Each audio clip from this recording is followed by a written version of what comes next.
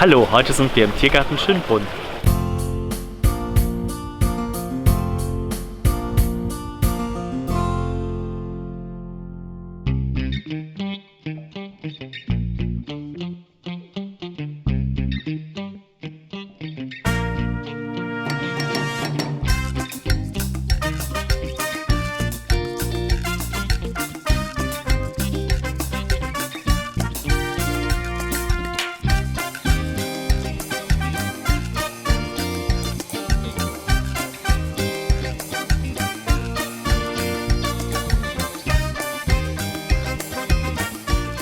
Wir befinden uns gerade vor der neu errichteten, neu gestalteten Nasenbären- und Brillenbärenanlage, die der Tiergarten Schönbrunn 2023 eröffnet hat.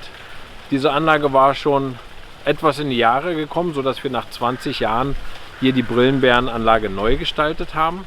Wir haben, wie gesagt, diese 1400 Quadratmeter eröffnet. Und das Besondere ist, dass wir jetzt nicht nur die Brillenbären hier halten, sondern wie einige andere Zoos auch hier die Nasenbären mit den Brillenbären vergesellschaften.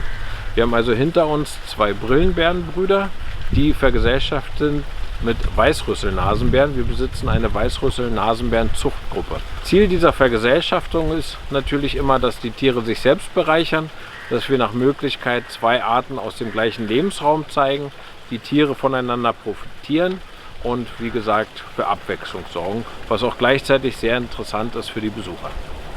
Das Zusammenleben dieser beiden Arten funktioniert hier wunderbar. Es ist so, dass wir hier diese Anlage haben mit Totholz und lebendem Holz.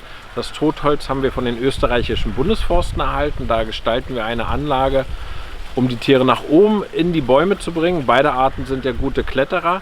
Das heißt, die Ansicht auf die Tiere ist immer nach oben gerichtet. Wir schauen also nicht nach unten in einen Graben hinein, sondern wir schauen in das Wasser, in die Höhlen, nach oben in die Baumwipfel hinein, wo die Tiere sich aufhalten. Und beide Tierarten haben sowohl Rückzugsmöglichkeiten, einzelne Innenanlagen. Sie können aber auch eine Innenanlage gemeinsam nutzen. Das heißt, sie funktioniert wunderbar, dass beide Tiere hier nebeneinander, miteinander auf der Anlage leben.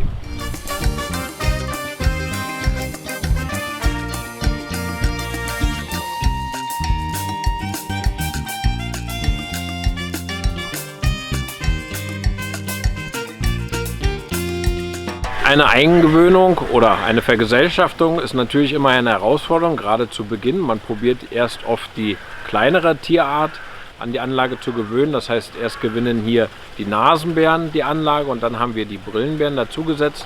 Es gab jedoch keine Probleme.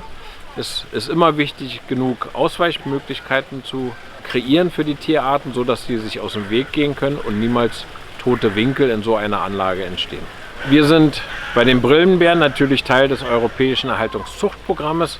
Bei den Brillenbären als auch bei den Nasenbären ist der Lebensraum gefährdet in der Wildbahn. Das heißt, der Lebensraum schrumpft, wahrscheinlich durch Abholzung des Regenwaldes. Weideflächen werden gewonnen, Plantagen werden gebildet. Der Mensch-Tier-Konflikt ist natürlich dadurch extrem und spitzt sich zu. Bei den Weißrüssel-Nasenbären, die wir halten, haben wir eine Zuchtgruppe. Das heißt, wir züchten sehr erfolgreich in Europa Weißrüssel-Nasenbären momentan, die keine invasive Art darstellen. Bei den Brillenbären halten wir momentan zwei Brüder. Das ist uns vom europäischen Erhaltungszuchtprogramm so vorgegeben. Wir besitzen aber auch eine Zucht- und Bruthöhle, eine Aufzuchthöhle und ein Aufzuchtgehege, also eine Verpaarung einmal von diesen Tieren wäre bei uns, wenn wir ein Weibchen bekommen, auch möglich, so dass wir auch einmal auf Jungtiere hoffen.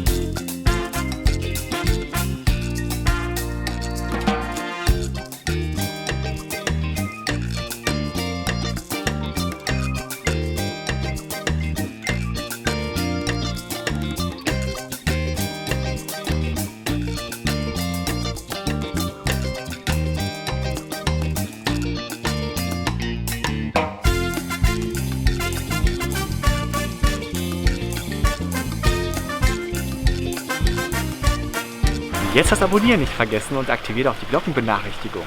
Denn dann bekommt ihr immer eine Nachricht, wenn wir ein neues Video veröffentlicht haben.